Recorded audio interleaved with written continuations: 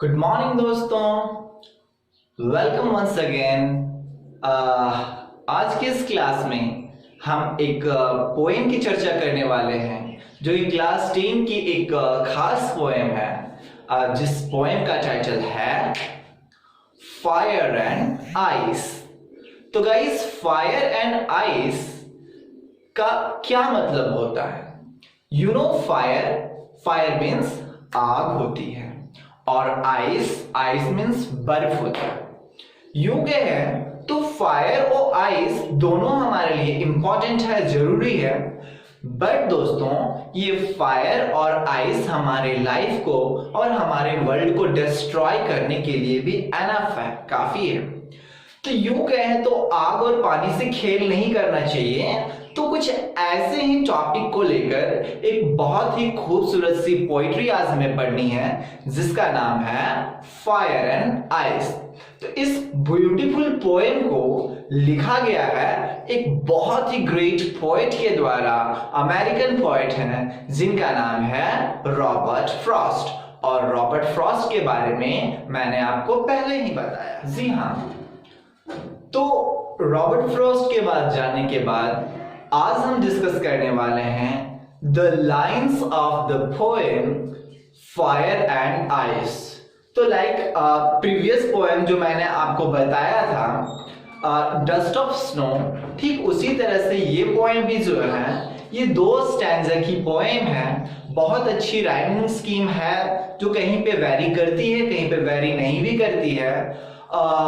Rhyme में लिखा गया है, 2 स्टैंजा की पोएम है, लेकिन कहीं देखने को आपको ये मिलेगा कि 8 to 9 लाइन्स इस पोएम में है। और इस पोएम में रॉबर्ट फ्रॉस्ट अपने इंटरनल फीलिंग को बता रहे हैं इस वर्ल्ड को लेकर कि आपको क्या लगता है, ये जो दुनिया है ये कभी खत्म होगी? अगर ये दुनिया खत्म होगी तो आपको क्या लगता है ये किस चीज से खत्म हो सकती है? उन्होंने 2 ऑप्शन को चूज करने के लिए कहा है। एक तो फायर की बात की है और एक आग की बात की, एक आइस की बात की है। तो एनफ, कोई भी चीज अगर जरूरत से ज्यादा हो जाए तो वो डिस्ट्रक्शन का कारण बनता है, चाहे वो फायर हो दोस्तों या फिर वो आइस हो। बहुत ज्यादा आप ठंडा पानी भी पी लेंगे तो आपको प्रॉब्लम हो जाएगी, और बहुत ज्यादा आग के नजदीक भी चले जाएंगे तो भी आपकी जिंदगी खतरे में हो सकती है। तो फटाफट इस पोएम के लाइन की शुरुआत।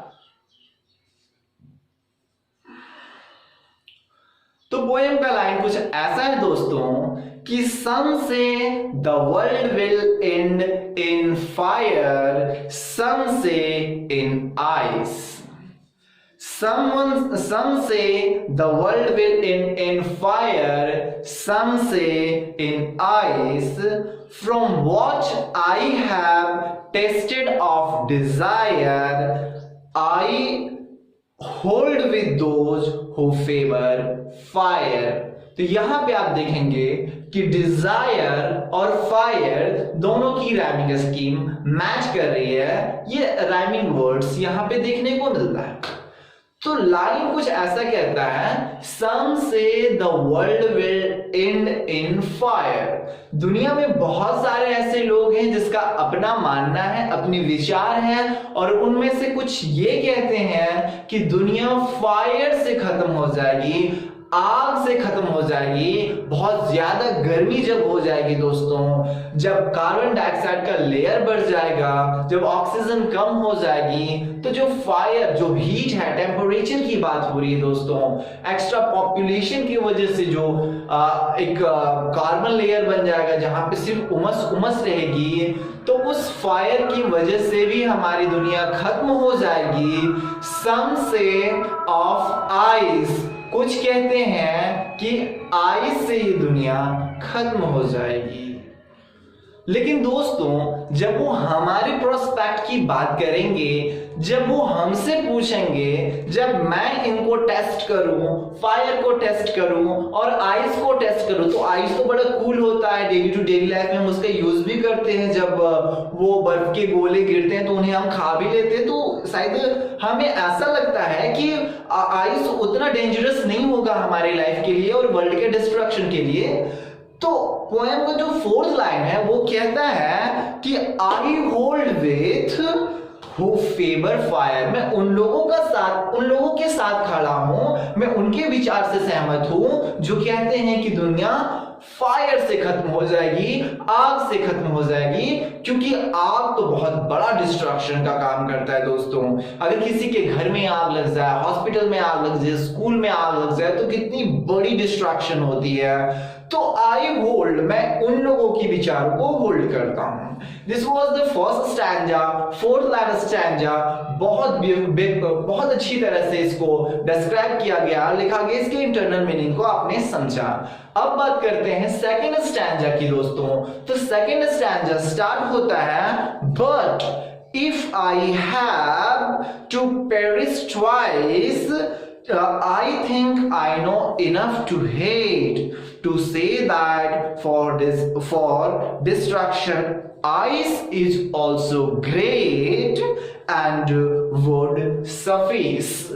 तो अगर फिर से मुझे एक बार और मौका मिल जाए सोचने के लिए कि भाई जो आपने कहा है, जो आपने विचार दिया है वो सही है, या फिर आप फिर से एक बार बोलना चाहेंगे, अगर मुझे एक और मौका मिल जाता है सोचकर बोलने का, तो मैं कहूंगा नहीं भाई, इस दुनिया को खत्म करने के लिए आइस भी बहुत बड़ा डिस्ट्रक्शन का कारण हो सकता है। और आई थिंक मैं फायर से अपने आप को चेंज करके आइस की ओर चेंज कर लूंगा, क्योंकि इस जो वर्ल्ड है ये 70 और 75% वाटर से कवर किया हुआ है, और जितने भी अगर हम बात करें अंटार्कटिका का, तो that is full of ice. 90% Antarctica में आइस ही है दोस्तों। तो जब वो मेल्ट करेगी, जब सब कुछ कूल हो जाएगा, तो फिर हम ना पानी पी पाएंगे, ना कुछ और कर पाएंगे, आग नहीं जला पाएंगे, अपनी जिंदगी नहीं जी पाएंगे। तो कहीं ना कहीं ice is also a very dangerous thing, जिसके वजह से हमारी लाइफ खत्म हो सकती है। तो ऐसा बोला गया है कि आइस इज ऑल्सो एनफ और आइस इज ऑल्सो ग्रेट, वो भी है जो इस दुनिया को खत्म कर सकती है। तो बहुत ही खूबसूरत तरीके से ये लाइंस लिखा गया है पोएट्स के द्वारा।